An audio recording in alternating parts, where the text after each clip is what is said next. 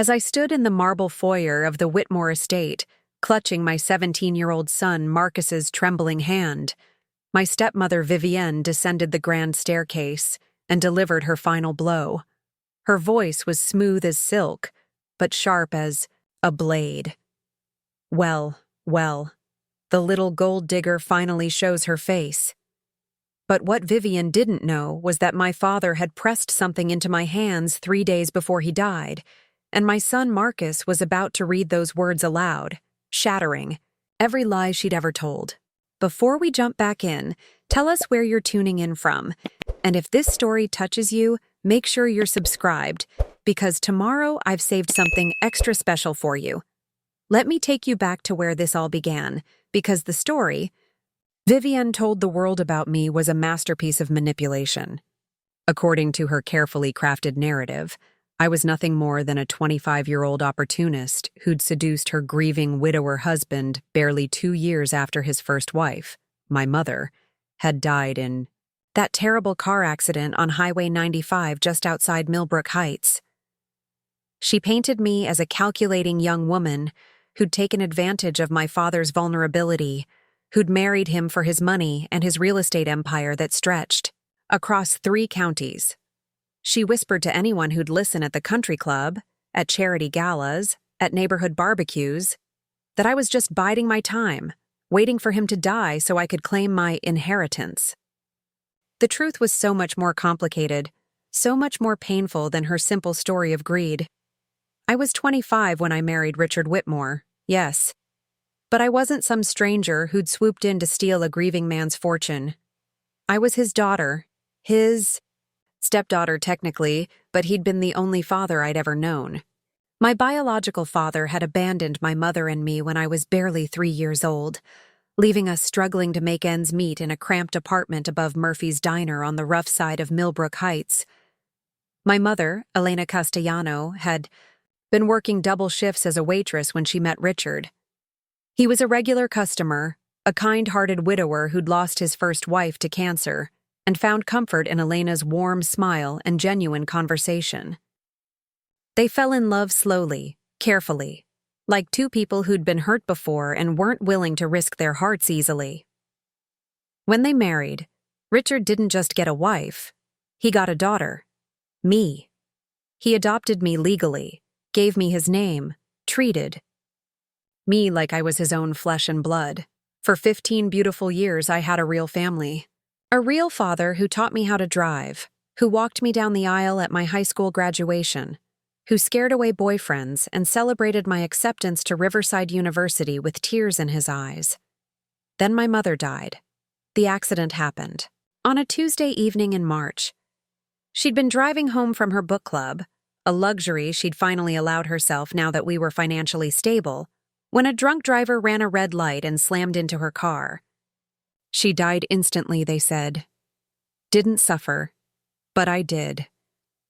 God, how I suffered. Richard was devastated. We both were. We grieved together, held each other through the worst of it, and slowly began to heal. I was 23 then, fresh out of college, trying to figure out my life while helping him navigate his overwhelming loneliness. That's when Vivienne appeared. She was everything my mother wasn't. Polished where Elena had been natural. Calculating where my mother had been genuine. Cold. Where Elena had been warm. She was a divorce attorney from the upscale district of Elmwood Crossing, 15 years Richard's junior, with connections to all the right people, and an eye for all the right opportunities. She pursued him relentlessly. Showed up at his office, with lunch invitations, appeared at charity events where she knew he'd be, volunteered for the same community boards. She was smart about it, patient, methodical. She made herself indispensable to him during a time when he was still raw from grief. And slowly, subtly, she began to push me out. It started small. Comments about how I should be finding my own way now that I was an adult. Suggestions that perhaps I was too dependent on Richard for financial support while I looked for a job. Hints that my presence in the house might be preventing him from moving forward with his life. Richard, bless his heart, tried to balance both relationships, but Vivienne was skilled at playing the victim, at making it seem like I was the one creating tension. She'd make cutting remarks when he wasn't around, then act like the perfect stepmother-to-be when he was present. The final blow came when she convinced him that a fresh start would be good for all of us. She suggested I move into the small apartment above his rental property on Sycamore Street. Still his property, she was careful to point out, so he'd still be taking care of me, just with some healthy boundaries. I was 25, heartbroken, and too proud to fight for a place in the home where I'd grown up. So I moved out, and 6 months later, Richard and Vivienne were married in an elaborate ceremony at the Elmwood Country Club that cost more than most people's houses. That's when the gold digger whispers started. To everyone else, it looked exactly like Vivienne said, a young woman who'd married her stepfather for money. The timing, the age difference, the fact that I'd been living in his house, it all looked suspicious to people who didn't know our real story. But Richard knew. And deep down, despite all of Vivienne's manipulations, he never forgot that I was his daughter first, his heir second, and never, ever the gold digger she'd painted me to be. As I stood in that foyer, watching Vivienne's triumphant smirk, I thought about the envelope hidden in my purse, the one my father had pressed into my hands with his dying breath, the one that contained words that would shatter every lie she'd ever told about me.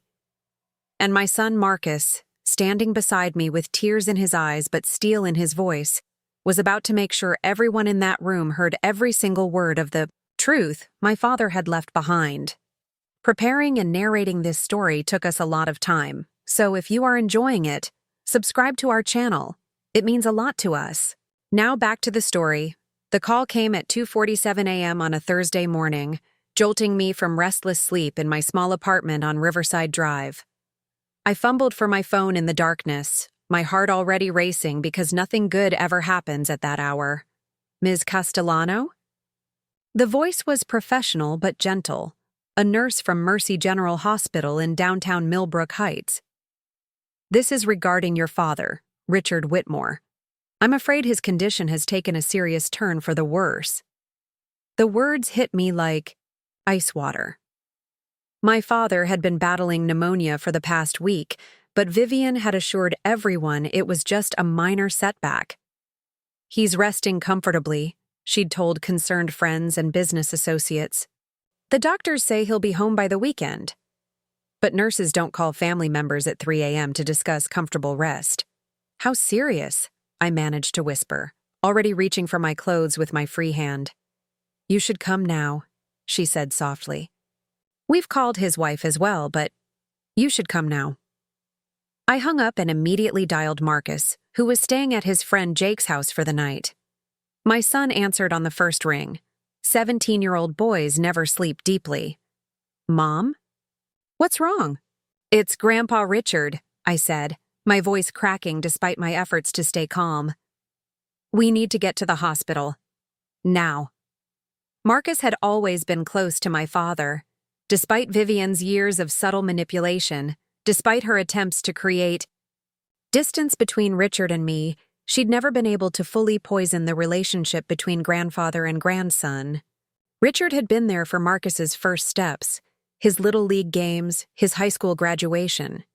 He was the steady male presence in my son's life that I'd never been able to provide alone. I threw on jeans and a sweater, grabbed my keys, and picked up Marcus 20 minutes later. The drive to Mercy General felt endless, every red light a personal torture, every mile stretching like an eternity. Marcus sat silently in the passenger seat, his usually animated face pale and worried, in the glow of the dashboard lights. Mom, he said quietly as we pulled into the hospital parking garage. Is he going to be okay? I wanted to lie, to give him the reassurance that every scared kid deserves. But Marcus was too smart, too perceptive. He'd see right through false comfort. I don't know, honey, I said, squeezing his hand. But we're going to be there for him, no matter what. The ICU at Mercy General smelled like disinfectant and despair.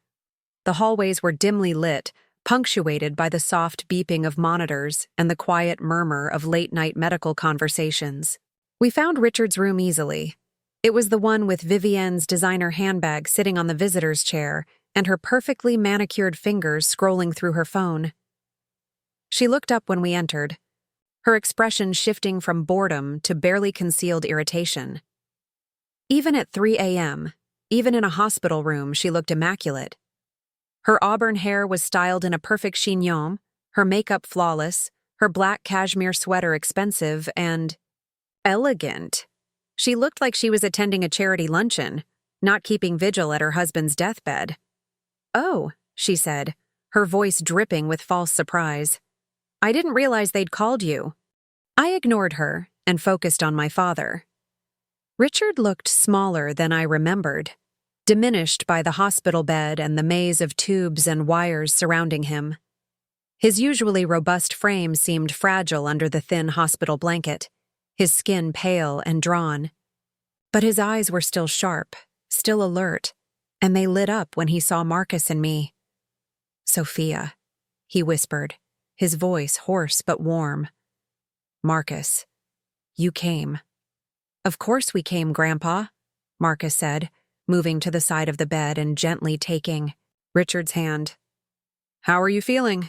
Richard managed a weak smile. "Like I've been hit by a truck, but better now that you're both here." Vivienne shifted in her chair, clearing her throat pointedly. "Richard, darling, you shouldn't tire yourself. The doctor said you need rest." But Richard wasn't looking at her. His eyes were fixed on mine, and I saw something there that made my chest tighten. Urgency, determination, and something that looked almost like fear. "Sophia," he said, his voice growing stronger despite his obvious exhaustion. "I need to talk to you, both of you.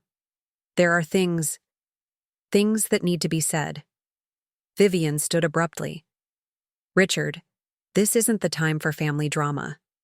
You need to conserve your strength." "Sit down, Vivienne," Richard said, his tone sharp enough to cut glass. It was the first time I'd heard him speak to her with anything other than gentle deference in years. "This is exactly the time." The room fell silent except for the steady beep of the heart monitor. Vivienne's perfectly composed expression cracked, for just a moment, revealing something raw and almost panicked underneath. But she sat back down, her hands folded tightly in her lap, her jaw clenched. Richard turned back to me, his grip on Marcus's hand tightening. "Sophia, I know what she's told people about you, about us, about why you married me." My stomach dropped. We'd never talked about this directly, never addressed the elephant in the room that had been growing larger and more suffocating with each passing year. "Dad, you don't need to—" "Yes, I do," he interrupted, his voice gaining strength. "I should have said this years ago. I should have defended you, should have set the record straight. You're not a gold digger, sweetheart. You're my daughter. You've always been my daughter from the moment I married your mother when you were 8 years old." Vivienne's face went white. "Richard, you're not thinking clearly. The medication isn't affecting my memory, Vivienne," Richard said, his eyes never leaving mine. "I remember everything. Every lie you've spread, every seed of doubt you've planted, every time you've made my daughter feel unwelcome in her own family." The heart monitor started beeping faster, and a nurse appeared in the doorway, concern etched on her face. "Is everything all right in here?" "We're fine," Richard said firmly. "I'm just having an overdue conversation with my family." The nurse hesitated, checking his vitals on the monitor, then nodded and retreated. But I could see her hovering just outside the door, ready to intervene if necessary. Richard reached into the drawer of his bedside table with shaking hands and pulled out a manila envelope, thick with papers. "Sophia, I need you to take this. Don't open it now, not here. But when the time comes, and you'll know when that is, I need you to make sure everyone hears what's inside." I took the envelope with trembling fingers. It was heavier than I expected, sealed tight, with my name written across the front in Richard's familiar handwriting. "Dad, what is this?" "The truth," he said simply. "Everything she doesn't want anyone to know. Everything I should have had the courage to say while I was healthy. Enough to say it myself." Vivienne shot to her feet. "This is ridiculous. You're sick, Richard. You're not thinking rationally. Whatever's in that envelope, whatever paranoid fantasies you've written down." "Sit down, Vivienne," Richard said again, his voice like steel. "You've had 15 years to control the narrative. Now it's time for the truth." Marcus looked between his grandfather and me, his young face serious and determined. "Grandpa, whatever you need us to do, we'll do it." Richard smiled, the first genuine smile I'd seen from him in years. "That's my boy. Sophia, you raised him right. Despite everything, despite all the obstacles that were thrown in your way, you raised a good man." The beeping of the heart monitor was getting irregular now, and I could see Richard's energy fading. But his grip on the envelope remained firm. "Promise me," he whispered urgently. "Promise me you'll make sure everyone knows the truth about who you really are, about what you've always been to me." "I promise, Dad," I said, tears streaming down my face. "I promise." He squeezed my hand one more time, then leaned back against his pillows, suddenly looking exhausted. "Good. Now I can rest." As if on cue, Dr. Harrison entered the room, his expression grave. "I'm sorry, but I'm going to have to ask everyone to step out for a few minutes. Mr. Whitmore needs some medical attention." We filed out into the hallway, Vivienne stalking ahead of us with rigid shoulders and clenched fists. As soon as we were out of earshot, she whirled around to face me. "I don't know what lies he's filled that envelope with," she hissed. "But if you think some deathbed ramblings are going to change anything, you're even more delusional than I thought." I looked down at the envelope in my hands, feeling the weight of whatever truth my father had finally found the courage to record. "We'll see about that, Vivienne." 3 hours later, as the sun began to rise over Millbrook Heights, my father passed away peacefully in his sleep. Vivienne immediately took charge, making phone calls, arranging for the funeral home, playing the role of the grieving widow with Oscar-worthy performance. But I had the envelope, and Marcus had heard every word Richard had said about making sure everyone knew the truth. The war Vivienne thought she'd already won was just beginning. The envelope sat on my kitchen counter for 3 days after the funeral, untouched and unopened, like a sleeping bomb that could detonate my entire world. I wasn't ready. Not yet. I needed to remember the golden years first, to hold on to the memories that Vivienne had spent 15 years trying to erase from everyone's minds. Marcus found me one evening sitting at the kitchen table, staring at old photo albums I'd pulled from storage. He slid into the chair across from me, his eyes red from crying. He'd been strong at the funeral, but grief hits teenagers in waves when they think no one's watching. "Tell me about the early days, Mom," he said quietly. "Before Vivienne. I want to remember Grandpa the way he really was." I turned the album around so he could see better, pointing to a photo of Richard teaching me to ride a bike in front of our old house on Maple Street. I was maybe 9 years old, gap-toothed and grinning, with scraped knees and pigtails. Richard was crouched beside me, one hand steadying the bike, the other giving me a thumbs up. He was the most patient man in the world, I said, smiling despite the tears in my eyes. It took me 3 weeks to learn to ride that bike. 3 weeks of falling, scraping my knees, crying that I'd never get it. But every Saturday morning, there he was, wheeling that pink bike out of the garage, telling me today was going to be the day. Marcus traced the edge of the photo with his finger. "What was he like as a dad? I mean, your dad?" "Magical," I said without hesitation. "He made everything feel possible." I flipped to another page, showing Marcus a picture of Richard and me building a treehouse in our backyard. I was perched on a branch, hammer in hand, wearing Richard's oversized work gloves. He was below me, holding a board steady, his face serious with concentration but his eyes twinkling with amusement. "Your grandfather was a real estate developer, but he was also a dreamer," I continued. "He didn't just build houses, he built worlds. That treehouse took us 6 weekends to complete, and it had everything. Windows with real curtains that Elena sewed, a rope ladder, even a little mailbox where Richard would leave me notes." "What kind of notes?" "Adventure assignments," I laughed. Remembering. Things like mission, find the best climbing tree in Riverside Park, or assignment, learn 3 new constellations by next Friday. He made ordinary childhood feel like an epic adventure. I turned the page to show Marcus one of my favorites, Richard and Elena dancing in our living room on a random Tuesday night.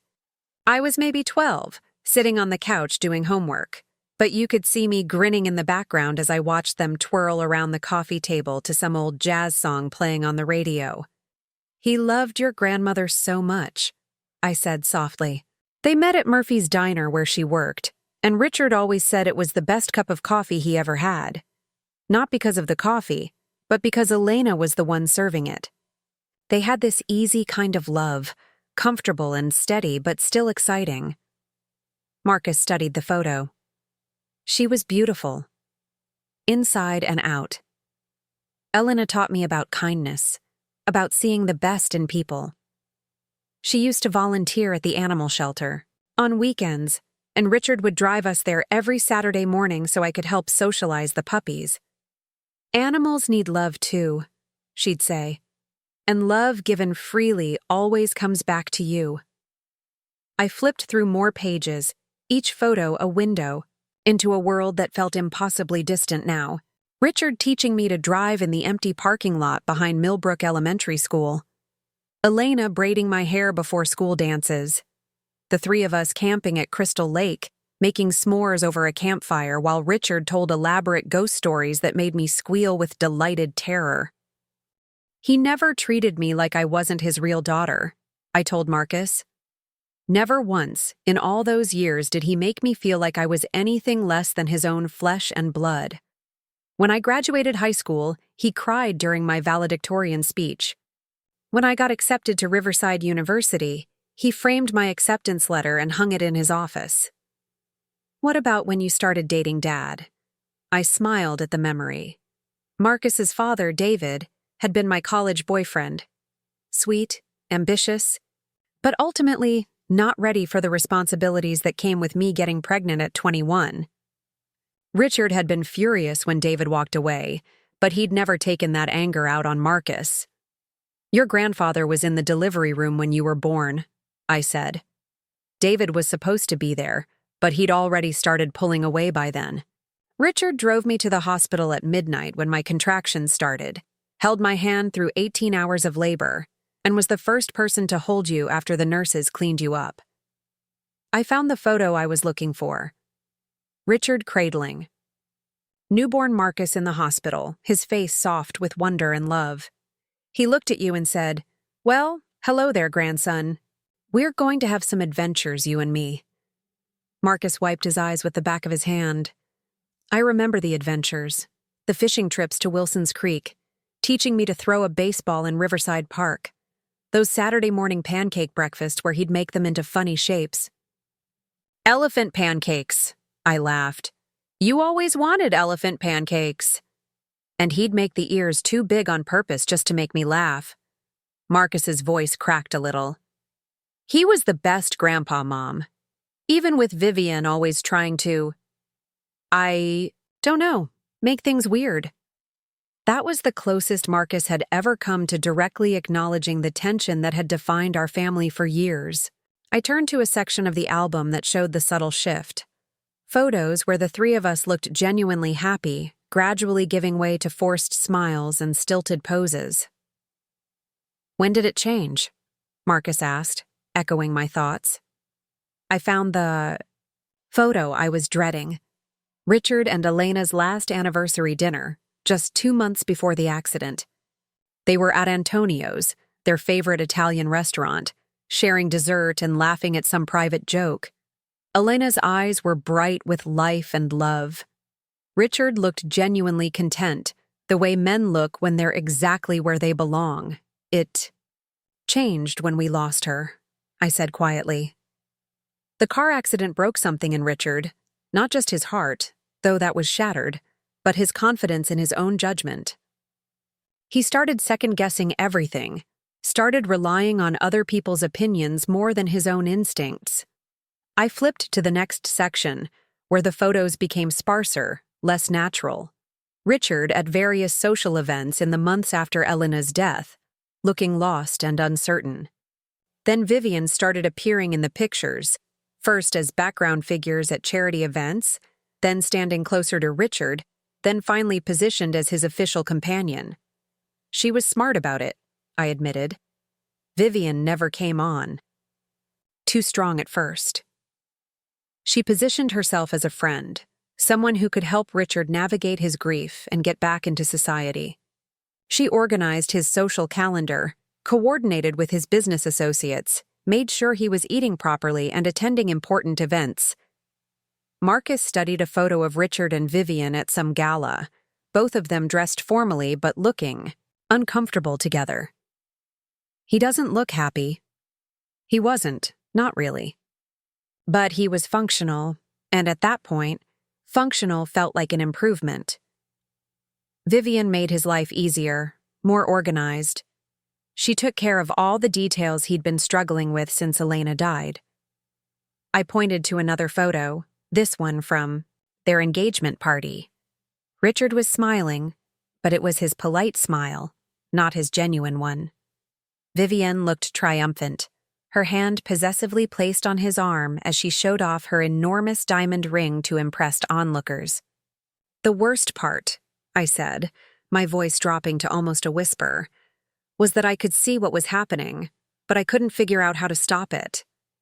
Every time I tried to talk to Richard about my concerns, Vivienne was there with some reasonable explanation for why I might be feeling insecure or jealous. Jealous?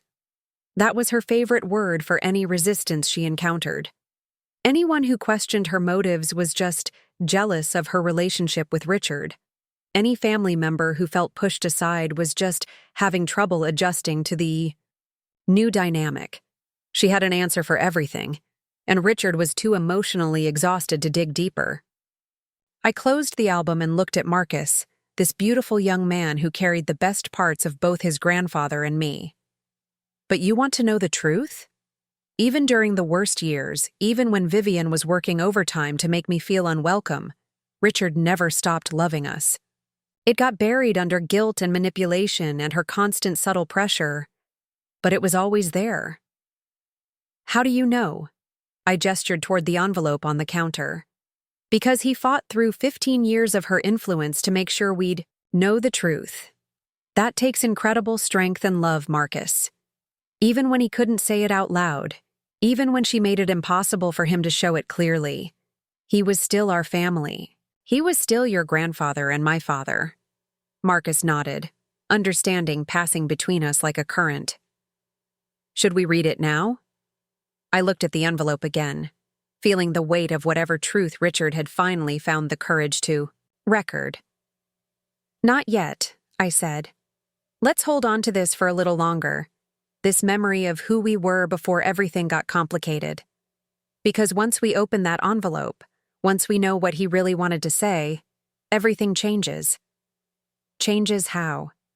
I thought about Vivienne's smug expression at the funeral, her obvious relief that Richard was gone and could no longer contradict whatever story she chose to tell about our family. Changes because we'll finally have the ammunition to fight back. The first crack in our perfect family appeared on a Thursday evening in September, exactly 18 months after Elena's funeral.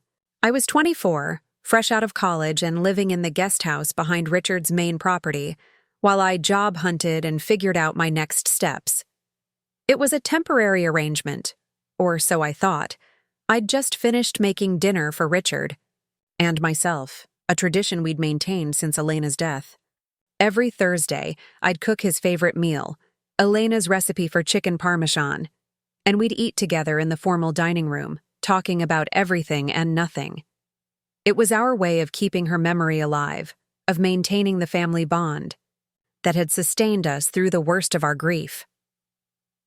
That particular Thursday, Richard seemed distracted during dinner, pushing food around his plate and responding to my conversation with absent-minded nods.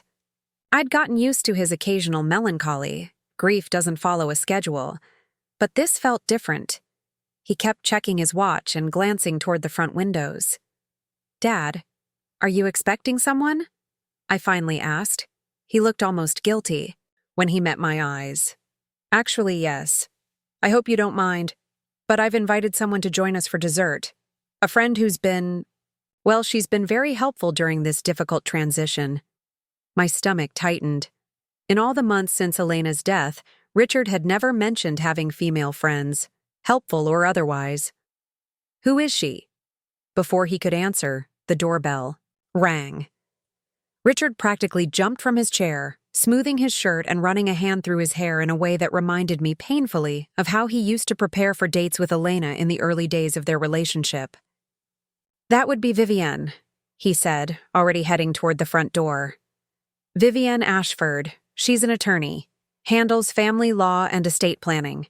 We met at the Riverside Business Council meeting last month." I followed him to the foyer, curiosity and unease warring in my chest. Through the glass panels beside the front door, I could see a woman in her early 40s, impeccably dressed in a burgundy suit that probably cost more than I spent on clothes in 6 months. Her auburn hair was styled in perfect waves, her makeup flawless despite the fact that it was nearly 8 o'clock in the evening. Richard opened the door with a smile I hadn't seen from him in months, warm, genuine, almost boyish in its enthusiasm. "Vivienne, thank you so much for coming. I hope you weren't too difficult to find." "Not at all," she replied, her voice cultured and smooth. "You have a beautiful home, Richard. Very impressive." Her eyes swept past him to take in the marble foyer, the crystal chandelier, the original oil paintings Elena had carefully selected over the years. I saw her gaze linger on each expensive detail, cataloging and calculating in a way that made my skin crawl. "Please, come in," Richard said, stepping aside. "I'd like you to meet my daughter, Sophia. Sophia, this is Vivienne Ashford." Vivienne's smile was perfect, friendly enough to seem genuine, but not quite reaching her eyes. She extended a manicured hand toward me. "Sophia, Richard has told me so much about you. What a lovely young woman you've grown into." The phrasing was odd, possessive in a way that suggested intimate conversations about me that I hadn't been part of. I shook her hand, noting how she held the contact just a beat too long, how her eyes assessed me from head to toe in those few seconds.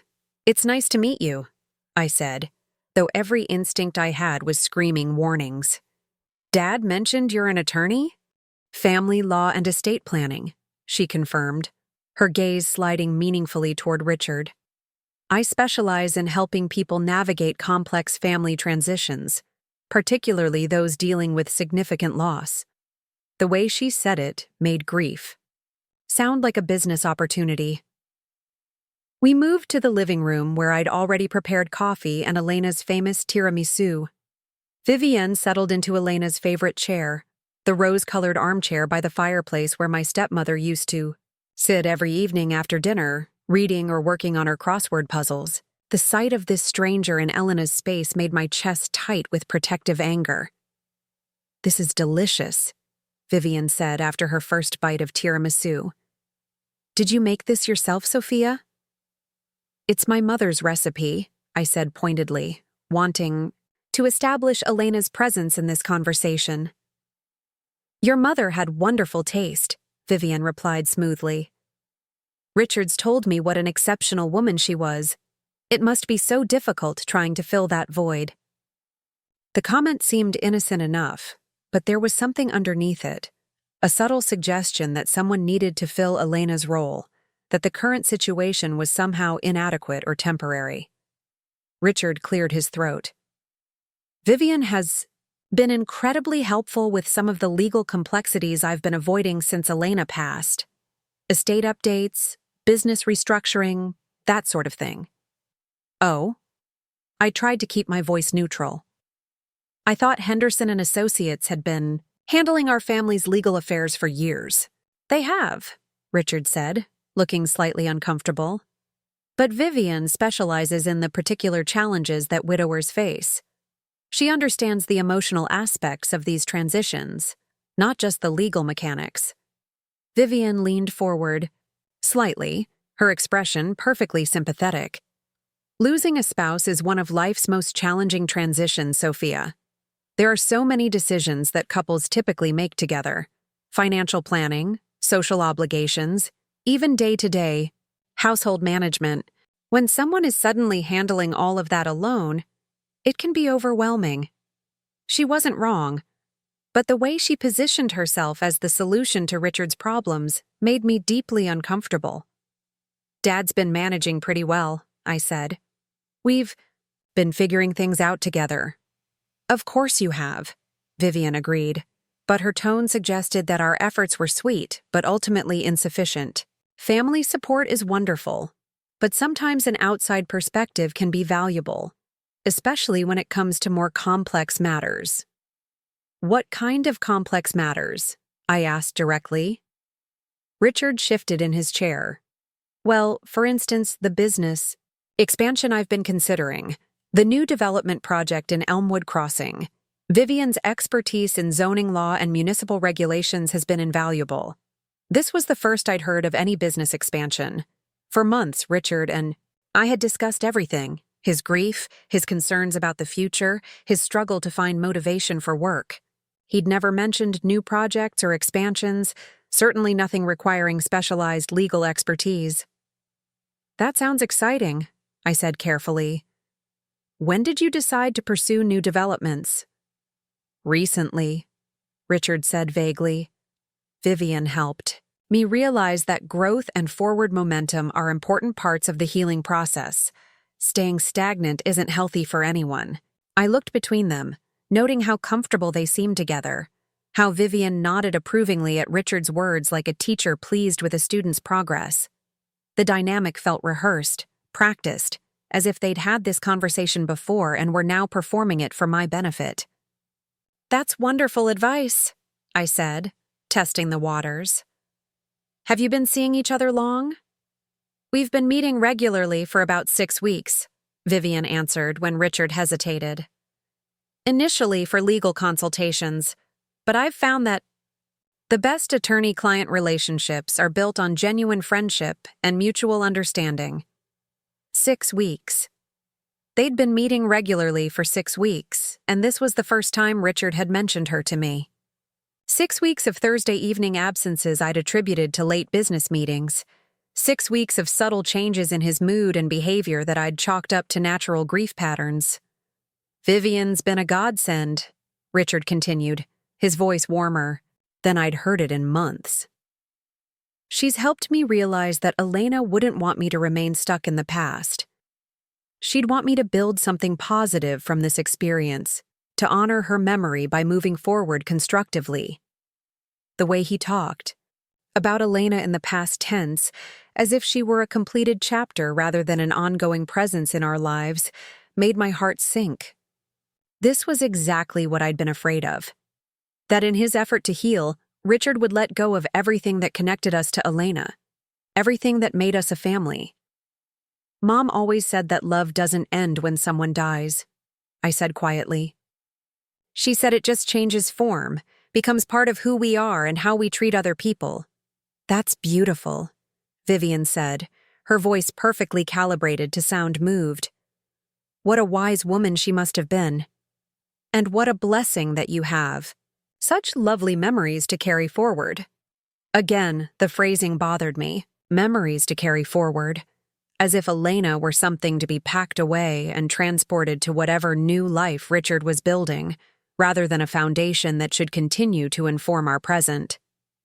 The evening continued with Vivienne skillfully, steering conversation toward Richard's future plans, his business goals, his social obligations. She spoke knowledgeably about the country club scene, the charity circuit, the business networking events that were apparently essential for a man in Richard's position. She had opinions about everything: which causes were worth supporting, which social events were important to attend, which business relationships needed nurturing. What struck me most was how seamlessly she'd inserted herself into every aspect of Richard's life. She wasn't just offering legal advice, she was providing a complete roadmap for his future, a detailed plan that seemed to have very little room for the family relationships that had once been central to his identity. As the evening wound down, Vivienne gathered her purse and stood to leave. "Thank you so much for a lovely evening, Richard. And Sophia, it was wonderful to meet you finally.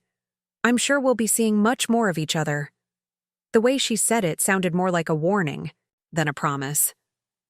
After Richard walked her to the door, I began clearing the coffee cups and dessert plates, my mind racing.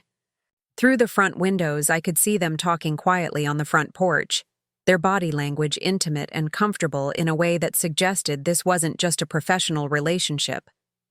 When Richard came back inside, his expression was almost sheepish. "So, what did you think of Vivienne?" I chose my words carefully. "She seems very professional, very put together." "She is," he agreed enthusiastically. "She's been such a help, Sophia. For the first time since Elena passed, I feel like I have a clear vision for the future. Vivienne's helped me see that moving forward doesn't mean forgetting the past. It means building something worthy of Elena's memory." But as I looked around our home, Elena's home, our family's home, I couldn't shake the feeling that Vivienne's version of moving forward looked a lot like erasing everything Elena had been to us, and I was about to discover just how comprehensive her plans really were. The gradual exile began so subtly that I almost missed it entirely. It started with small changes: a rescheduled Thursday dinner here, a canceled weekend plan there. Richard would apologize profusely, explaining that Vivienne had arranged an important business meeting or social event that he simply couldn't miss. "It's just this once, sweetheart," he'd say. But once became twice, then a pattern, then the new normal. Within 3 months of that first dinner, my weekly time with Richard had been reduced to hurried phone calls and brief encounters when I happened to catch him coming or going from the main house. Vivienne had efficiently restructured his entire schedule around what she called strategic social positioning. The first major blow came at Christmas. For as long as I could remember, our family had spent Christmas Eve at home, just the three of us, Elena, Richard, and me, opening presents by the fireplace and sharing stories about Christmases past. It was quiet, intimate, sacred.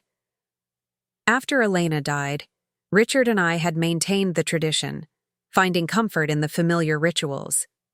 But that December, Richard announced that we'd been invited to the Blackwood family's annual Christmas Eve gala at their estate in Elmwood Crossing.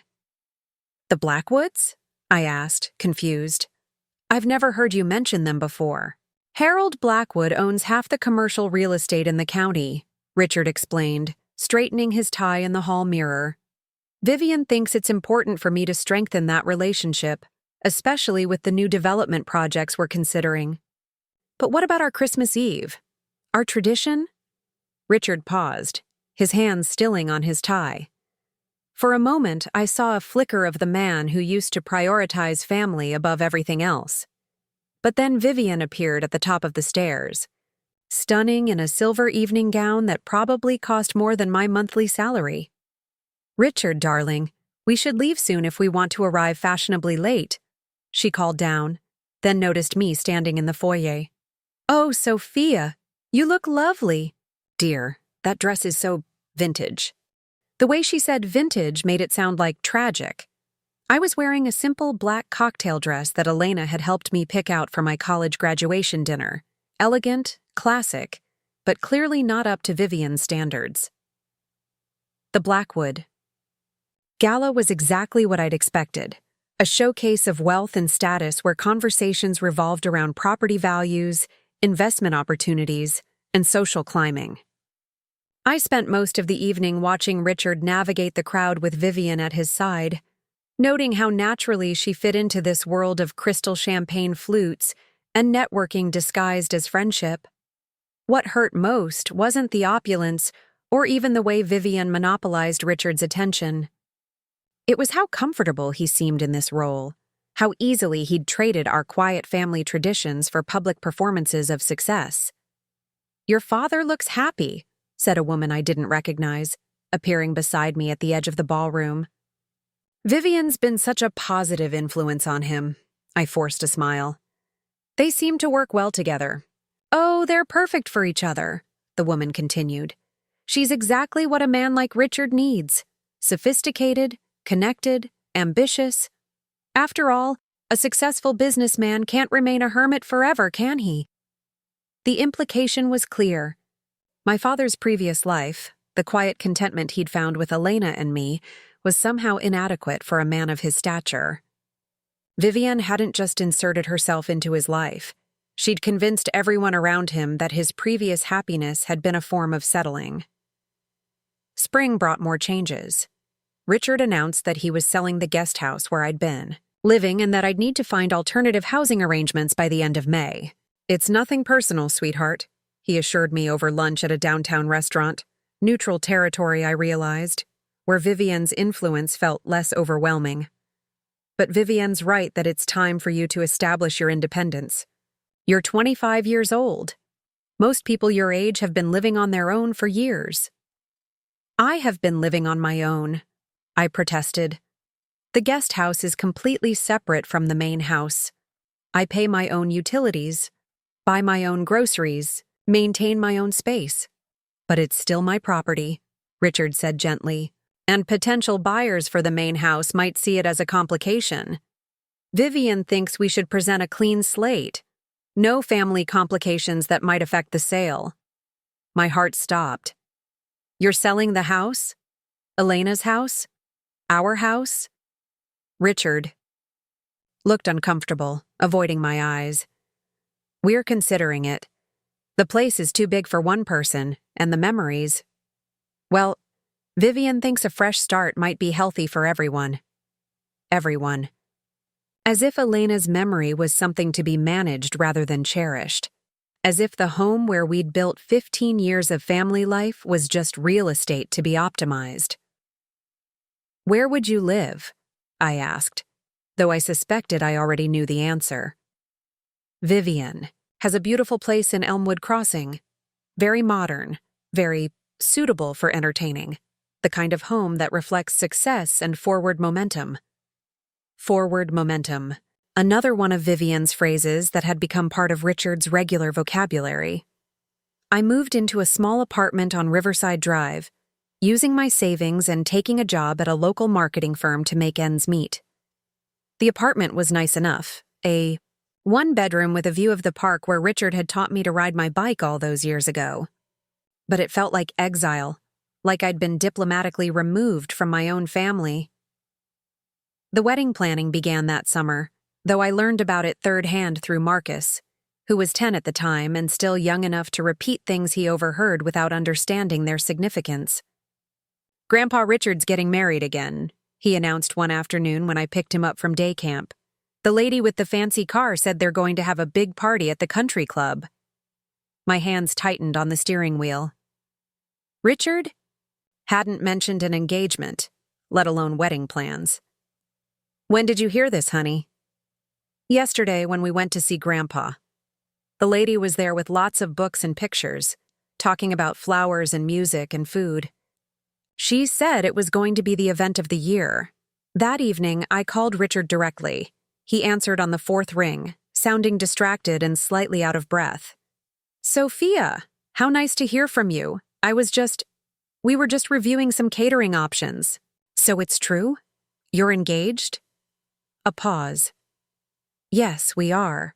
I was planning to tell you this weekend. Vivienne wanted to make sure all the details were finalized before we made any announcements." All the details. As if his engagement was a business. Merger requiring strategic communication planning. "When?" I asked. "October 15th. At the Elmwood Country Club. It's going to be beautiful. Vivienne has such exquisite taste. October 15th was Elena's birthday. Whether Richard had forgotten or chosen to ignore the significance, I couldn't tell. But the date felt like a deliberate erasure of everything Elena had meant to our family. The wedding was indeed beautiful, in the way that expensive things often are. Vivienne wore a designer gown that probably cost more than most people's cars. The flowers were imported from some exotic location I'd never heard of. The champagne was vintage, the food elaborate, the music performed by a string quartet that apparently played for celebrity weddings. I sat in the third row, wearing a dress I'd bought on sale and feeling like a stranger at my own father's wedding. Marcus sat beside me, fidgeting in his little suit and asking whispered questions about why Grandpa looked so nervous and why everyone was taking so many pictures. What struck me most was how few people there actually knew Richard. The guest list was filled with Vivienne's colleagues, her social circle, her business connections. The handful of Richard's longtime friends looked as bewildered as I felt, clearly wondering when their familiar friend had transformed into this polished stranger who spoke in sound bites about market opportunities and strategic partnerships.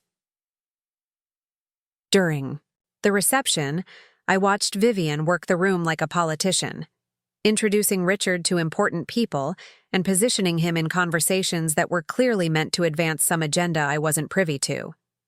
She was masterful at it, charming, intelligent, strategic, but there was something cold underneath all that polish, something calculating that made me deeply uneasy. The final straw came during the father-daughter dance. Traditionally, this would have been my moment with Richard, a chance for quiet connection amid all the chaos. But when the DJ announced the father-daughter dance, Vivienne stepped forward instead. "Since Richard's daughter couldn't make it tonight," she said into the microphone, her voice carrying across the ballroom, "I'd like to dance with my new husband to honor all the daughters who've shaped the men we love." I was sitting 20 feet away. I had been there for the entire ceremony, the entire reception. But in Vivienne's narrative, I simply didn't exist. Richard looked confused for a moment, his eyes scanning the crowd until he found me. Our gazes met across the room, and I saw something flicker in his expression: guilt, recognition, maybe even regret. But then Vivienne took his hand and led him onto the dance floor, and the moment passed. That night, driving home to my empty apartment while Richard began his new life in Vivienne's pristine house in Elmwood Crossing, I realized that I'd lost more than my father's attention. I'd lost my place in his story entirely, but I kept trying. I called regularly, though Vivienne usually answered and explained that Richard was in meetings or traveling for business. I sent birthday cards, Christmas gifts, photos of Marcus's school achievements. I attended family events when I was invited, which became less and less frequent as the years passed. I told myself that Richard still loved me, that somewhere underneath, Vivienne's influence was the man who'd raised me, who'd been my hero and my safe harbor. I held on to the hope that eventually he'd remember who we used to be to each other. I never stopped believing that. Even when years passed with minimal contact, even when Marcus grew up barely knowing his grandfather, even when I felt like a ghost, haunting the edges of a family that had once been mine. But Vivienne had underestimated one crucial thing: love that deep doesn't disappear, even when it's buried under years of manipulation and strategic isolation. It waits. It endures. It finds a way to surface when it matters most. And my father's love for me, despite everything, was about to prove stronger than all of Vivienne's careful plans. The call came on a Tuesday morning in March, 15 years after Richard and Vivienne's wedding. I was at my desk at Peterson Marketing, reviewing campaign proposals for a new client, when my phone buzzed with an unknown number. Normally, I'd let it go to voicemail, but something made me answer. Sophia Castellano speaking. Ms. Castellano? This is Dr. Martinez from Mercy General Hospital. I'm calling about Richard Whitmore. You're listed as his emergency contact. My blood turned to ice. What's happened? Mr. Whitmore was brought in about an hour ago with severe chest pains and difficulty breathing. We've stabilized him, but his condition is serious. You should come as soon as possible. The drive to the hospital passed in a blur of panic and disbelief. Emergency contact? I hadn't spoken to Richard in over 6 months. Our last conversation a stilted phone call where Vivienne had hovered in the background, monitoring every word. How was I still his emergency contact after all these years? I found him in the cardiac. ICU, connected to a maze of monitors and tubes. He looked older than his 72 years, his face gray and drawn, but his eyes were alert. They lit up when he saw me. "Sophia," he whispered, his voice hoarse. "You came." "Of course I came, Dad." The word slipped out naturally, the way it had when I was young and he was my whole world. "How are you feeling?" "Like I've been hit by a truck." He managed a weak smile. "But better now that you're here."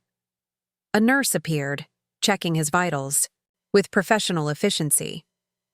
"Are you family?" she asked me. "I'm his daughter." She nodded, making notes on her chart. "The doctor will want to speak with you about his condition. We're waiting for his wife to arrive." Of course, Vivienne would be here soon, and whatever fragile connection Richard and I had rekindled would evaporate under her watchful disapproval. "Sophia?" Richard said urgently, reaching for my hand. "I need to tell you something, while we're alone." "Dad, you should rest." "No." His grip tightened. "I've been resting for 15 years. Resting while I let—" He struggled for words, frustration clear in his eyes. "I've made terrible mistakes, sweetheart. Terrible mistakes." I heard heels clicking down the hallway, expensive heels on hospital linoleum. Vivienne's signature sound. "She's coming," I whispered. Richard's expression hardened with surprising determination. "I don't care. I'm done caring what she thinks. I'm done pretending that her version of my life is the one I want to live." Vivienne swept into the room like a force of nature, even at 67, still impeccably put together despite the emergency. Her silver hair was perfectly styled, her makeup flawless, her designer outfit coordinated down to her matching handbag and shoes. She looked like she'd stepped out of a magazine rather than rushed to her husband's hospital bedside. Her eyes narrowed when she saw me holding Richard's hand. "I wasn't aware you'd been called." "I'm his emergency contact," I said simply. "That's obviously a mistake that needs to be corrected," Vivienne replied smoothly, then turned to Richard with practiced concern. "Darling, you look terrible. What did the doctor say?" "Mild heart attack," Richard said, his voice stronger now, more defiant. "Could have been worse." Of course it could have been worse. All that stress you've been under lately, all those unnecessary, emotional complications. Her gaze flicked meaningfully toward me. "The doctors probably told you to avoid anything that might elevate your blood pressure." The implication was clear. My presence was bad for his health.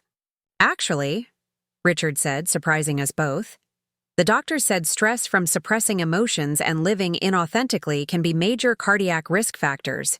They recommend honest communication and resolution of long-standing conflicts." I bit back a smile. Even weakened by illness, Richard was finding ways to push back against Vivienne's narrative control. Vivienne's composure cracked slightly. "Richard, you're not thinking clearly. The medication isn't affecting my memory, Vivienne," Richard interrupted, echoing words I'd heard him speak years earlier in this same hospital. "I remember everything. Every choice I made.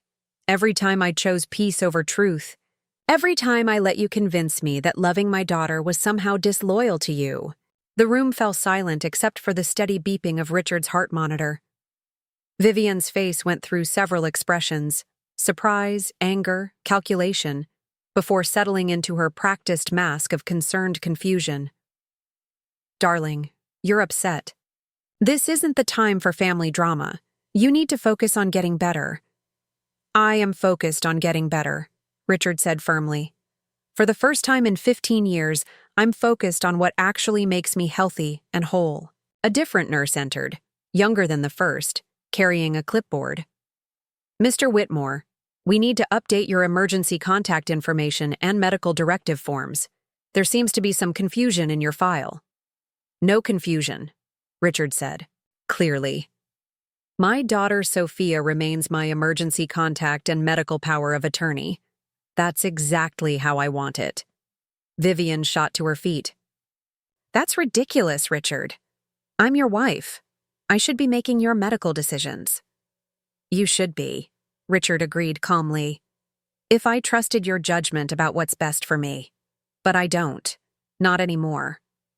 The nurse looked between them uncertainly. Mr. Whitmore, if you want to make changes to your medical directives, I can have the social worker bring the proper forms. That won't be necessary, Richard said. Everything is exactly as I want it. Vivienne was staring at Richard like she'd never seen him before. In 15 years of marriage, he'd never directly contradicted her, never challenged her authority so publicly. Her carefully constructed world of control was cracking in real time. I think I need some air, she said tightly. This conversation is clearly too stressful for a man who just had a heart attack. She gathered her purse and swept out of the room. But not before I caught the look she shot me, pure venom mixed with something that might have been fear. Once we were alone again, Richard squeezed my hand. I'm sorry, Sophia. I'm so sorry for all of it. Dad, you don't need to apologize. Yes, I do. His voice was stronger now, more like the man I remembered from my childhood. I let her isolate you from me. I let her rewrite our history, make you seem like some opportunistic stranger instead of my beloved daughter. I let her turn our family into her personal stage production. Tears were streaming down my face now.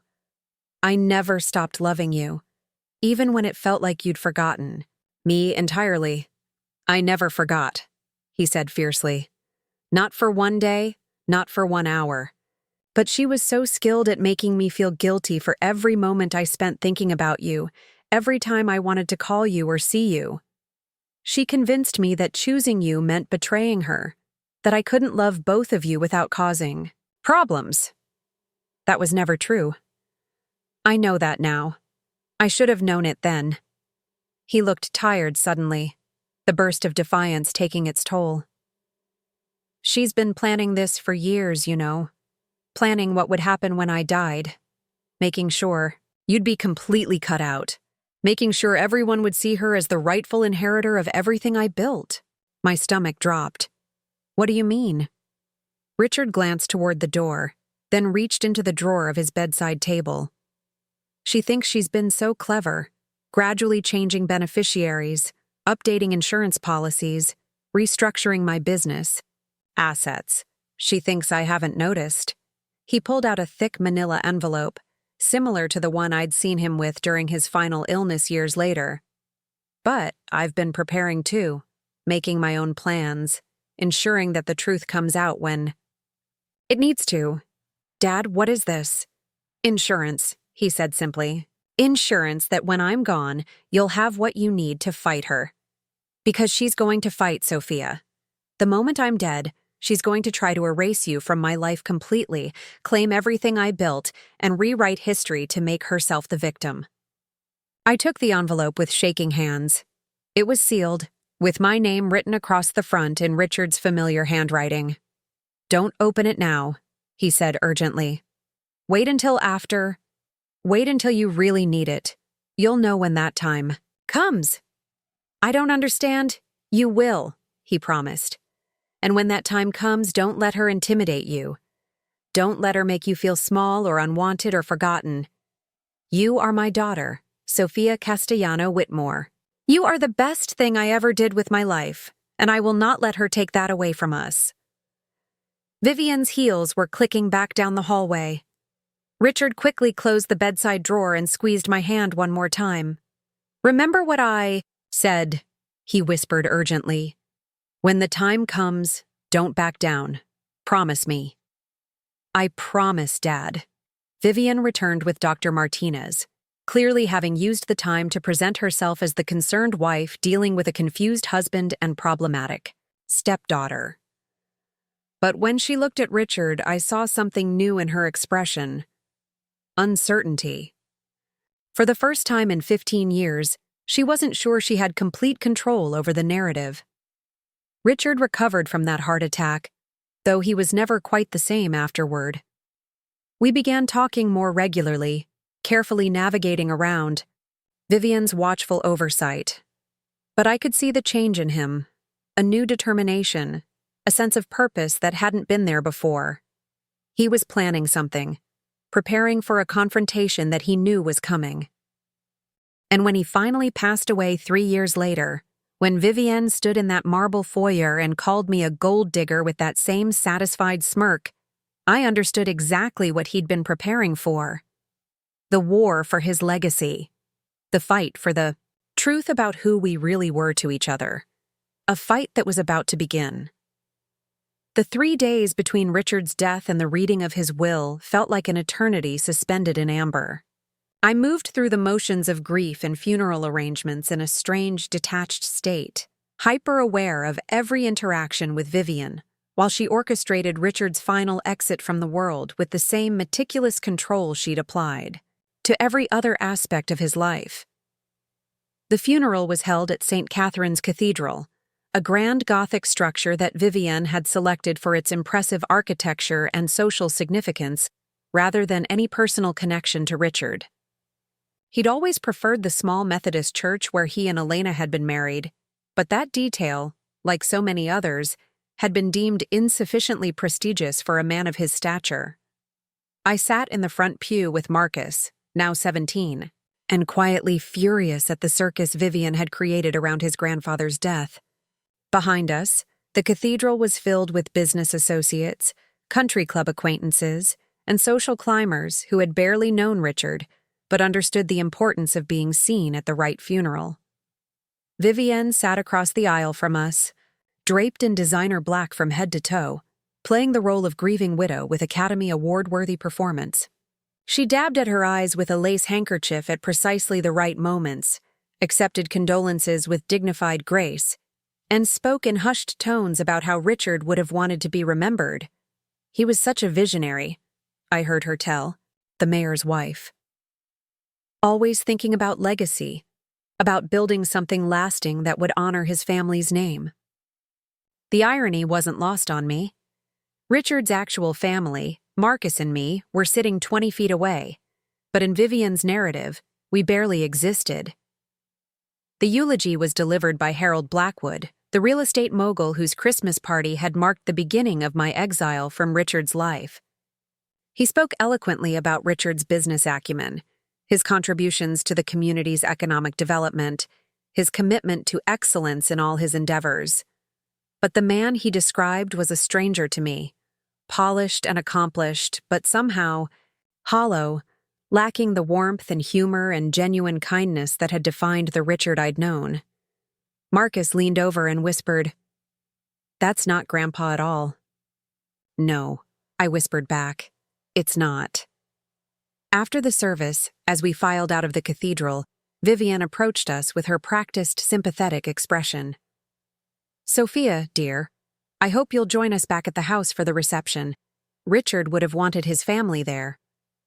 The invitation was issued publicly, where declining would seem churlish, but her tone carried the clear message that my presence was a burden she was graciously choosing to bear. "Of course," I said. "We wouldn't miss it." The reception at the II Elmwood Crossing House was everything I'd expected. An elegant gathering of influential people networking over expensive canapes and vintage wine. I moved through the crowd like a ghost, accepting brief condolences and watching Vivienne hold court in the center of it all. "Such a shame about Richard," I overheard one of her friends saying. "At least he had you to take care of everything at the end. I can't imagine how difficult it must have been, dealing with family complications while trying to manage his care." Family complications. That's what I'd become in the narrative Vivienne had constructed. Not Richard's beloved daughter, but a complication to be managed. Marcus stayed close to my side, his 17-year-old instincts picking up on the undercurrents of tension and dismissal that surrounded us. "Mom," he said quietly, "why does everyone act like we're strangers? Grandpa talked about us all the time when Vivienne wasn't around." "Because that's the story she's told them," I explained. "And most people prefer simple stories to complicated truths." As the afternoon wore on, I found myself studying Vivienne more carefully than I ever had before. She was masterful at reading the room, adjusting her performance based on her audience. With Richard's business associates, she spoke knowledgeably about market trends and development opportunities. With the society women, she discussed charity work and cultural events. With everyone, she positioned herself as the keeper of Richard's legacy, the person who understood his true wishes and intentions. But I caught glimpses of something else underneath the performance: a tension, an undercurrent of anxiety that suggested she wasn't as confident in her position as she appeared. Several times I noticed her glancing in my direction with an expression I couldn't quite read.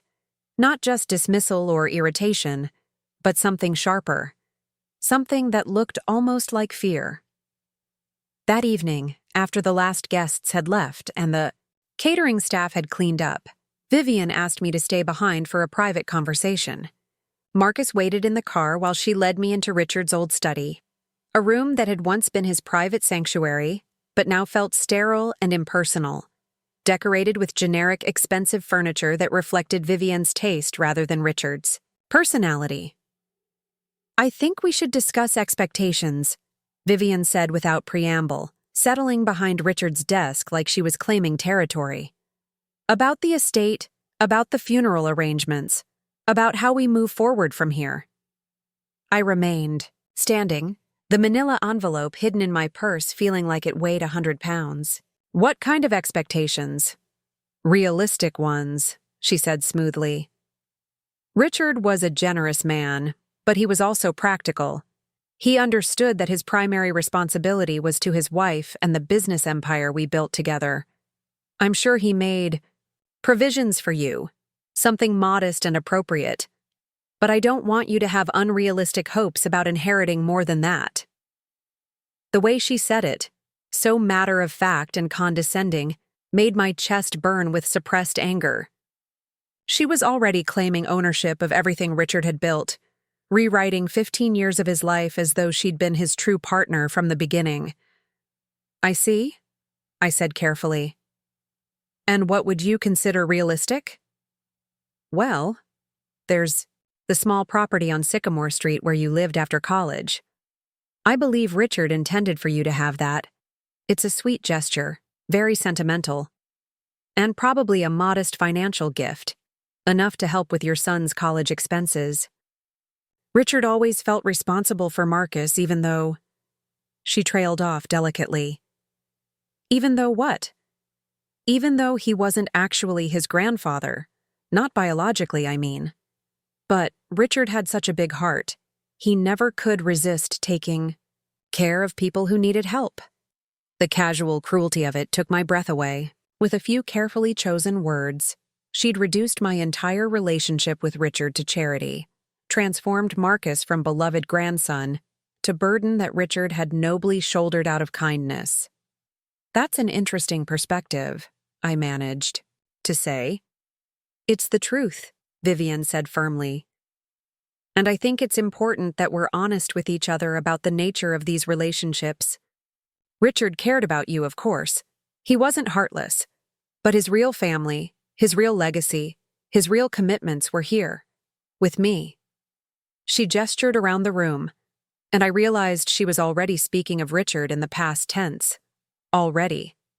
Positioning herself as the sole inheritor of his identity and achievements. "When is the will reading?" I asked. "Friday morning, 10 o'clock, at Pemberton and Associates." She stood, clearly considering the conversation concluded. "I've arranged for Samuel Pemberton himself to handle it. He's been the family attorney for over a decade. Very discreet, very professional. He understands the importance of handling these matters with appropriate dignity." I nodded, not trusting, myself to speak. The envelope in my purse seemed to pulse with hidden energy, Richard's final secret pressing against my consciousness like a heartbeat. "I hope you understand, Sophia," Vivienne continued, her voice taking on a note of false sympathy, "that this transition is difficult for everyone. I'm not trying to be unkind, but I think it's better if we're clear about boundaries and expectations from the beginning.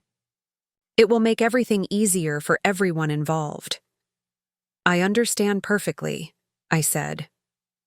As I walked to my car, where Marcus was waiting with worried eyes and questions I wasn't ready to answer, I thought about Richard's words in the hospital. "When the time comes, don't back down. Promise me." The time was coming. Friday morning in Samuel Pemberton's office, with Vivienne so confident in her control over the narrative that she'd already begun celebrating her victory, but Richard had been planning too. For 3 years since that heart attack, he'd been preparing his own version of the truth. And whatever was in that envelope, whatever insurance he'd created to protect our family's real story, was about to turn Vivienne's carefully constructed world upside down. I climbed into my car and looked at Marcus, this beautiful young man who carried the best parts of both his grandfather and me, who'd been relegated to the status of charity case in Vivienne's version of our family history. "How are you doing, Mom?" he asked gently. "You look like you've seen a ghost." "Not a ghost," I said, starting the engine. "A revelation." Friday couldn't come soon enough. Friday morning arrived gray and drizzling, the kind of March weather that makes everything feel muted and uncertain. I stood outside the offices of Pemberton and Associates at 9:45 a.m., clutching the manila envelope and trying to calm my racing heart. Marcus stood beside me, dressed in his best suit, the same one he'd worn to Richard's funeral 3 days earlier. "You sure you want me in there?" he asked quietly. "I could wait in the car." "No," I said firmly. "Your grandfather wanted you to be part of this, whatever this is."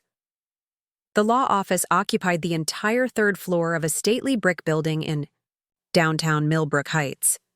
Everything about it screamed old money and established power: mahogany paneling, Persian rugs, oil paintings of stern-faced men in judicial robes. Samuel Pemberton himself greeted us in the reception area, a distinguished man in his 60s with silver hair and an expensive suit.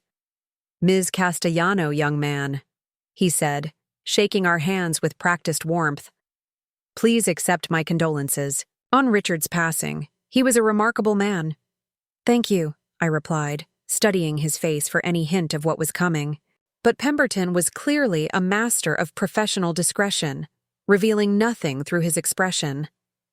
Vivienne was already in the conference room when we entered, seated at the head of a polished table like she was chairing a board meeting.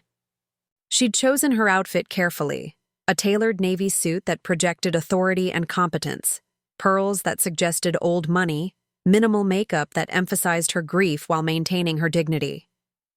Even in her performance of sorrow, she looked like she was posing for a magazine spread about elegant widowhood. 2 other people sat at the table: a woman I didn't recognize, and a nervous-looking man in an ill-fitting suit who kept checking his watch. "Sophia, Marcus," Vivienne said with a tight smile. "I'm glad you could make it. This is Patricia Henley, my personal attorney, and James Morton from the accounting firm that's been handling Richard's estate planning." The presence of her own lawyer sent a chill down my spine. This wasn't just a will reading. It was a power play, with Vivienne arriving armed for battle. Pemberton took his place at the opposite end of the table and opened a thick leather portfolio. "Before we begin with the formal reading, I should mention that Richard visited me several times over the past 3 years to make revisions to his will and estate planning documents. The final version we'll be reading today was signed and witnessed just 6 weeks ago." Vivienne's smile faltered slightly. 6 weeks ago? He never mentioned meeting with you recently.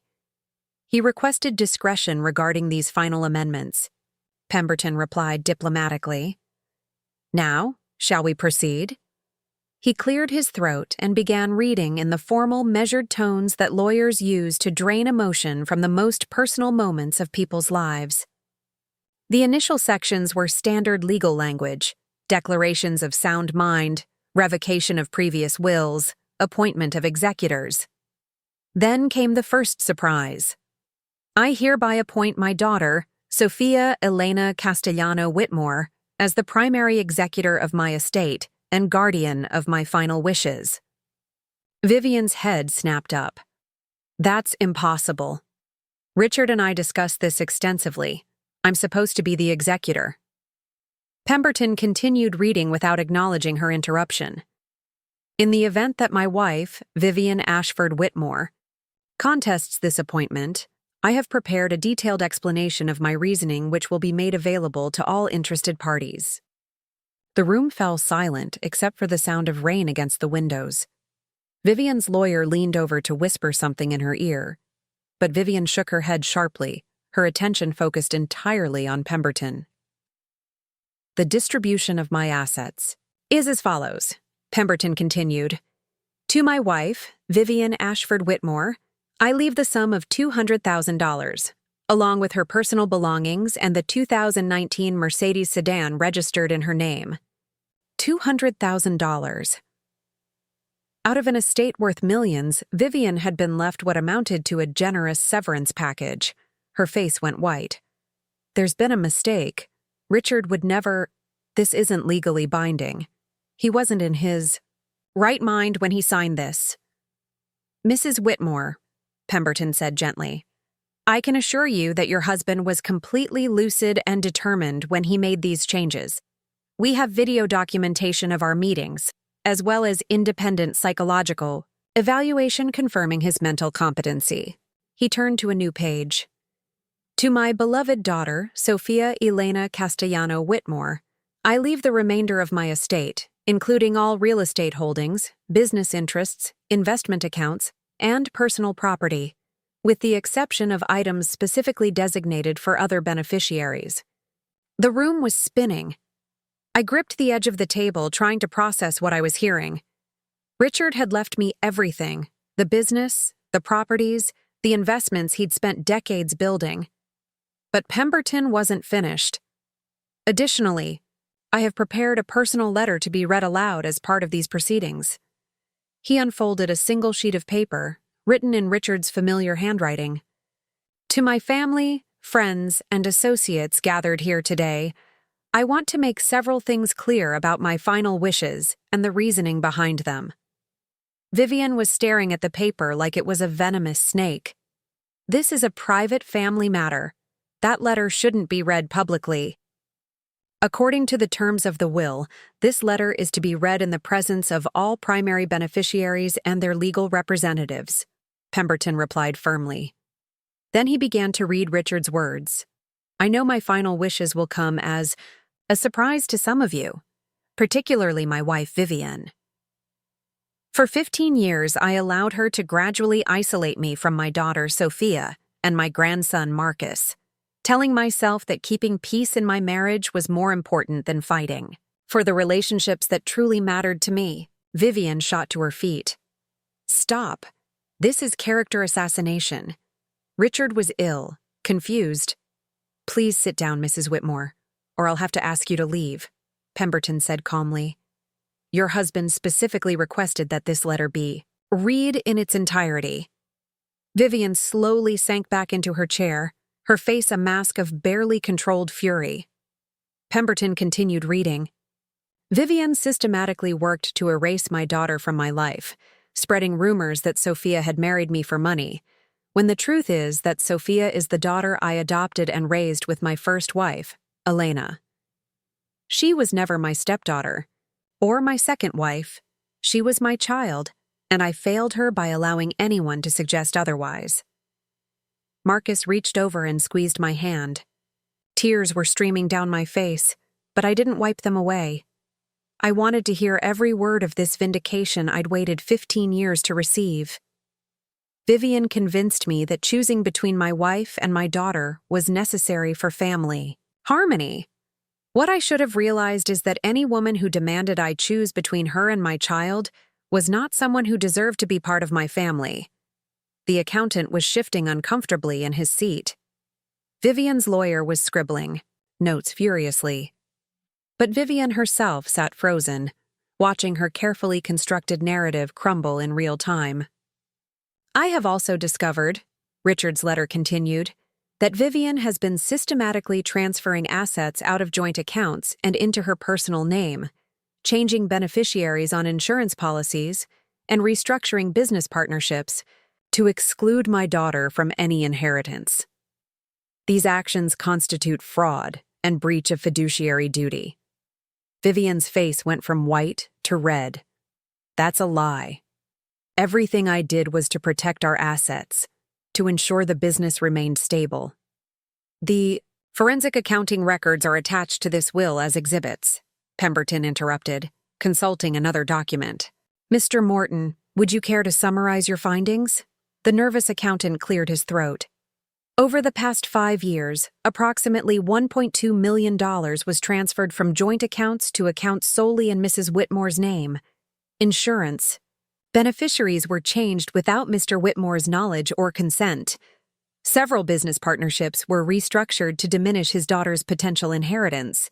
I was protecting our financial interests, Vivienne said desperately. Richard gave me power of attorney to handle these matters. Limited power of attorney for specific transactions, Pemberton corrected, not blanket authority to restructure his entire estate. He returned to Richard's letter. Most importantly, I want my daughter Sophia to know that she was never the gold digger, the opportunist, or the burden that others tried to make her seem. She was the light of my life, the best thing I ever accomplished, and my greatest regret is that I allowed anyone to make her feel otherwise. I was sobbing now, 15 years of hurt and rejection and self-doubt pouring out of me in waves. Marcus had his arm around my shoulders, tears streaming down his own face. Finally, Pemberton read, I want to address my grandson Marcus directly. You are not a charity case or a family complication. You are my legacy, the future I'm most proud of. And I hope someday you'll forgive an old man for taking too long to fight for the family that truly mattered. The room fell silent except for the sound of my crying and the rain against the windows. Vivienne sat motionless, her perfect composure finally shattered, staring at the table like she was trying to disappear into it. Marcus stood up suddenly, his voice strong and clear in the silence. Can I say something? Pemberton nodded.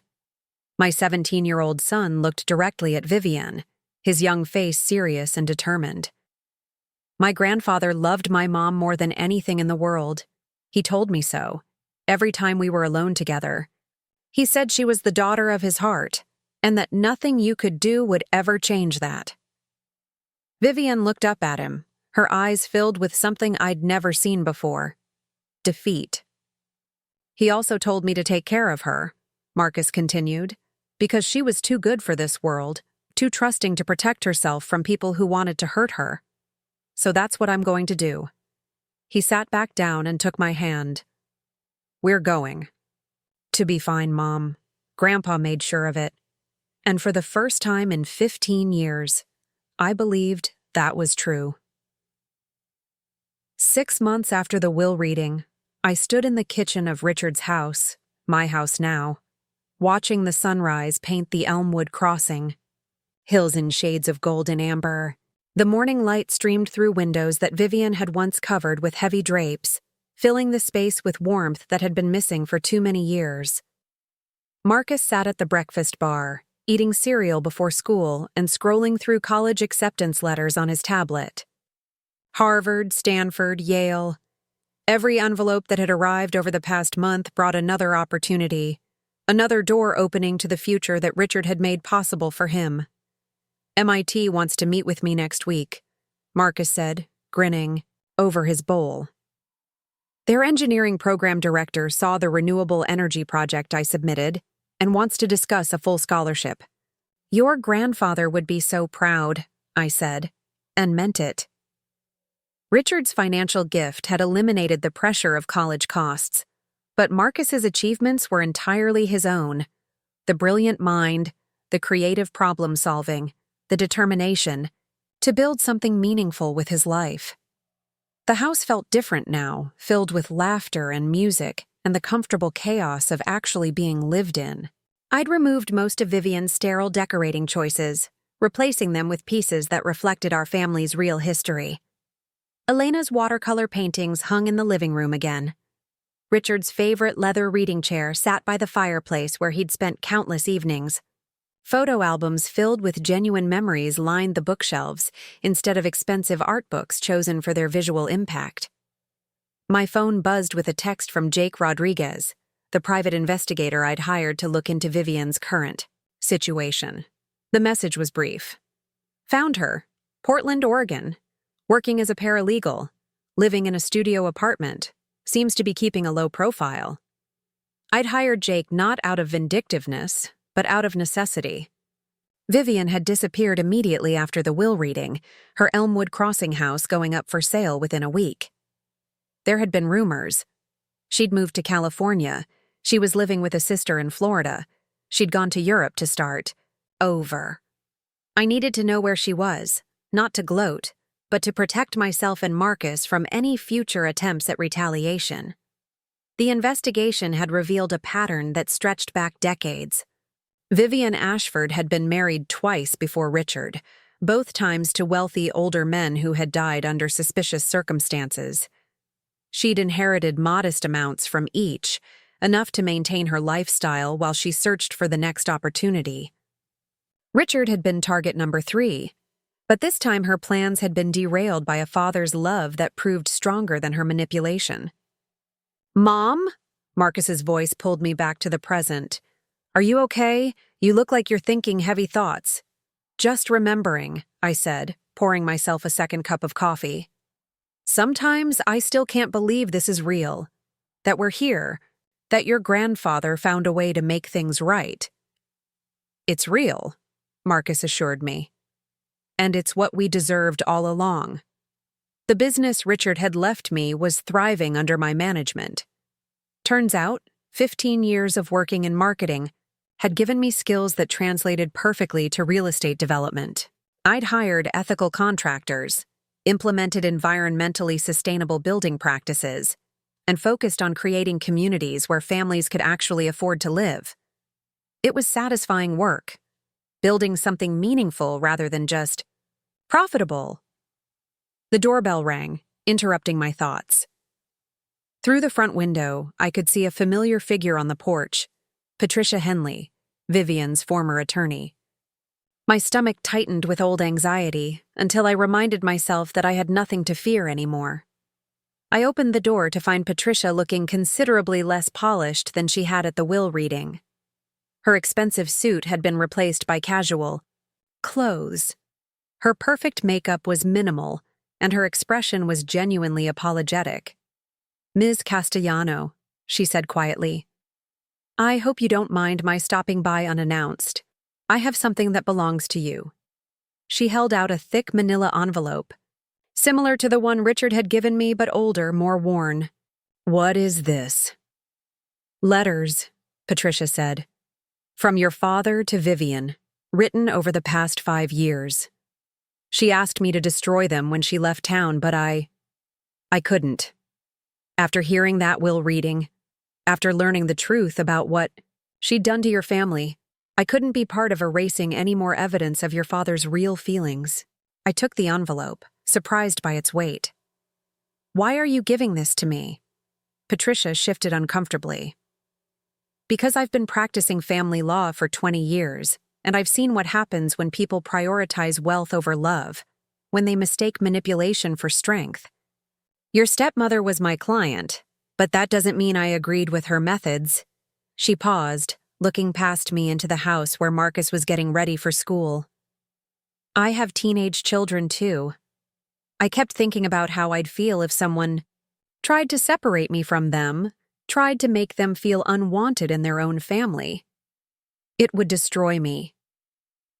After Patricia left, I sat at Richard's old desk and carefully opened the envelope, Inside were dozens of letters, all in Richard's handwriting, dating back nearly 5 years. The early ones were brief, formal, expressions of gratitude for Vivienne's help with business matters, polite acknowledgments of her efforts to improve his social life. But as I read chronologically, I watched Richard's growing awareness unfold on the page.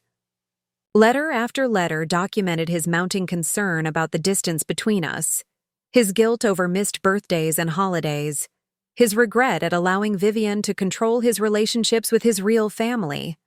One letter, dated just 6 months before his death, made me cry all over again.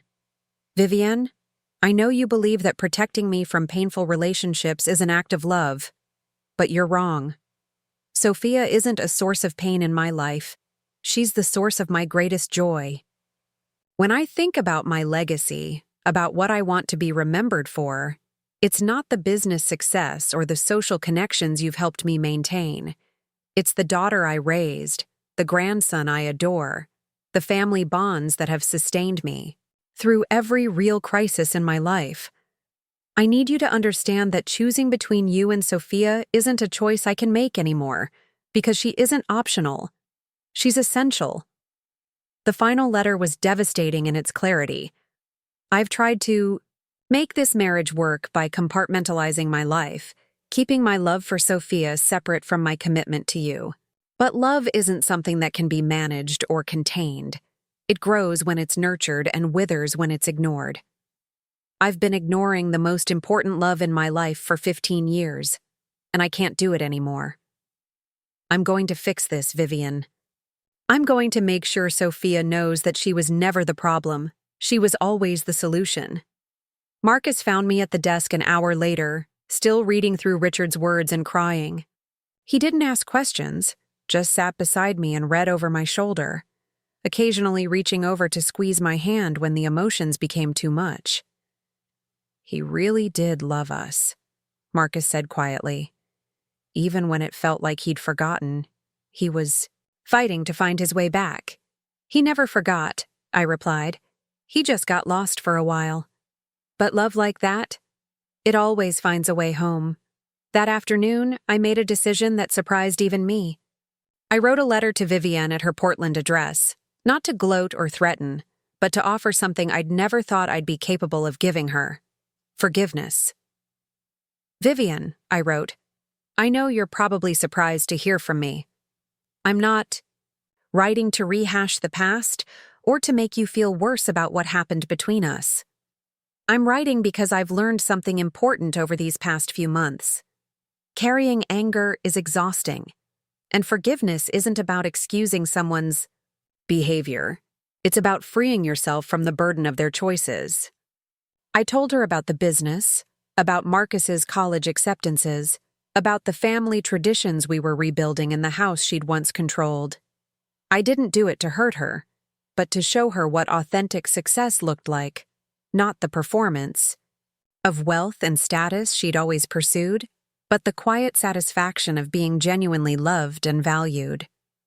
I hope you find peace, Vivienne, I concluded.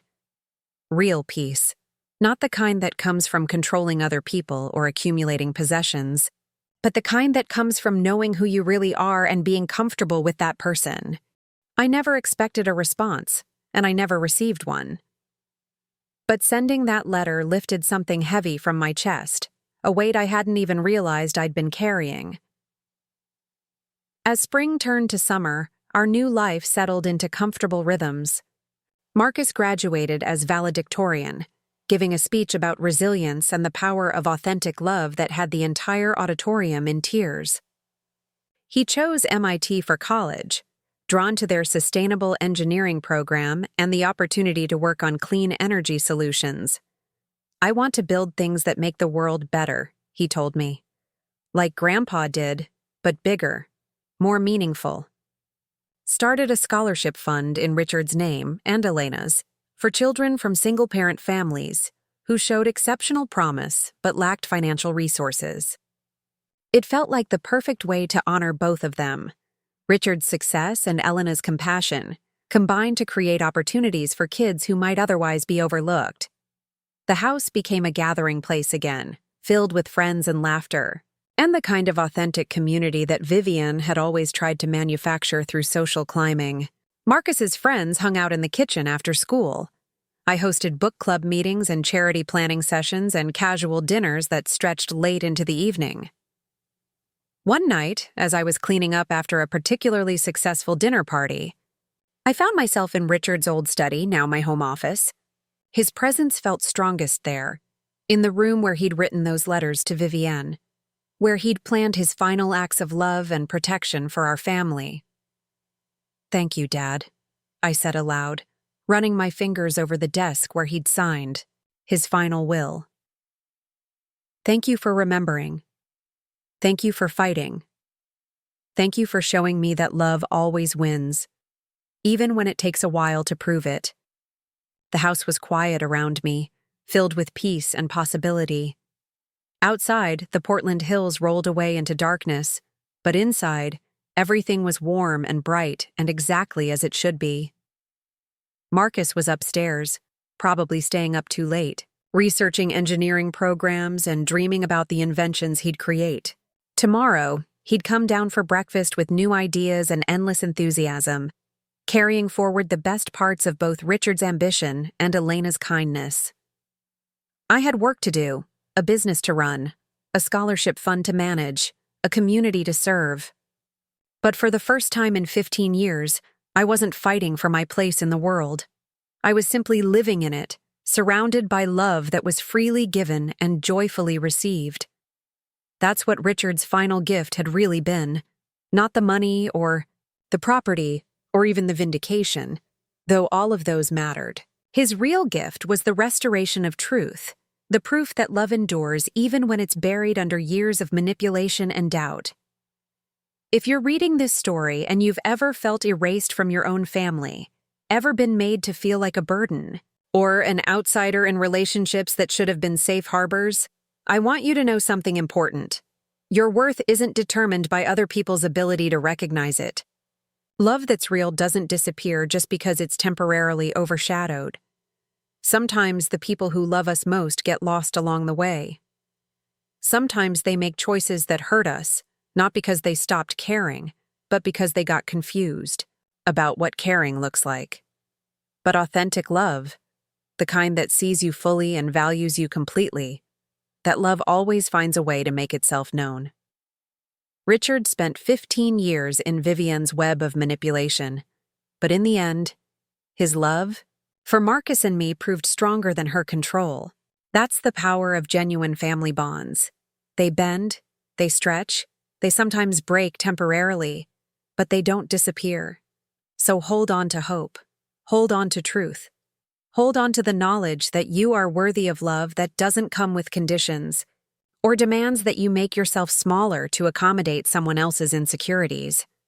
And remember that sometimes the quietest acts of love, a will changed in secret, a letter written in private, a truth finally spoken, can be the most powerful of all. Up next, you've got 2 more standout stories right on your screen.